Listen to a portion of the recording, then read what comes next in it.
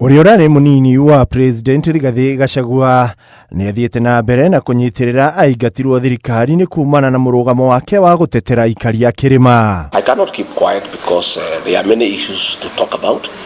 We cannot keep quiet when the people of Kenya are suffering, when our children are being abducted, when people are being overtaxed. We must speak because we are leaders. And I was not just speaking because I was in office, because I'm a leader in this country who was elected by the people. I must speak for them.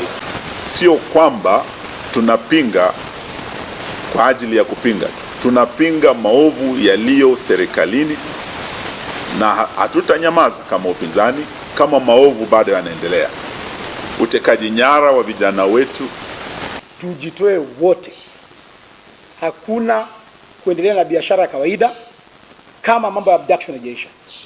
Kama William Ruto anataka kutuabduct sisi wote kama taifa, tukutane kwa barabara, atuabduct sisi wote, tujue kwamba abduction ni jambo la kawaida hapa Kenya.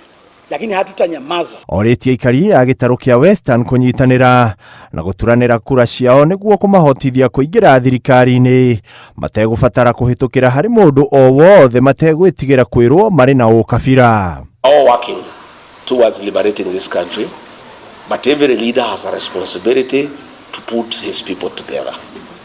I am putting my people together. Eugene and others are putting their people together. Everybody, once that has been done, we'll be having a conversation in the new year.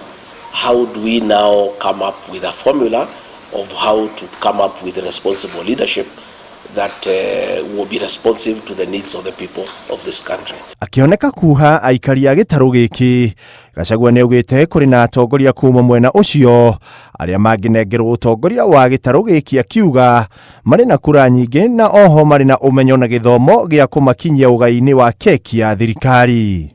We have patriotic men and women in this country who will do whatever it is, who will sacrifice a lot to make sure that we get the right governance into place for the benefit of the people of this good country. So tunasema kwamba mambo ya ubinafsi sisi tumesema hatutaki. Na hatupiganii vitu vyovyote.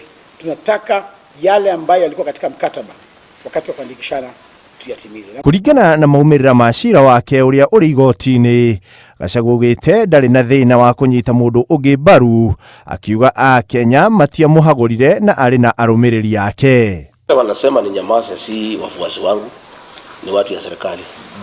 Watu ya serikali wanitaki vema. So ukisikia kukuambia unyamaze, ujue unafanya ile kitu nzuri, unaendelea. Because if they meant well for me, they would not have removed me from office. Why are they bothered? If I keep quiet, I am better off. Then why should they wish me well? Aritie o hindi ya giikaro na andikia mohoro kuma mwena uyu. Handũ-inĩ ha Inooro TV, ritwa rĩakwa nĩ Ikua Wamboshi.